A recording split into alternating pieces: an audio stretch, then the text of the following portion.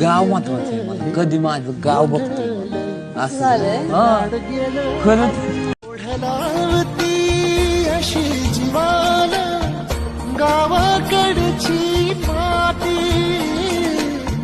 साद घालती पुन्हा नव्याने तीरताची नाती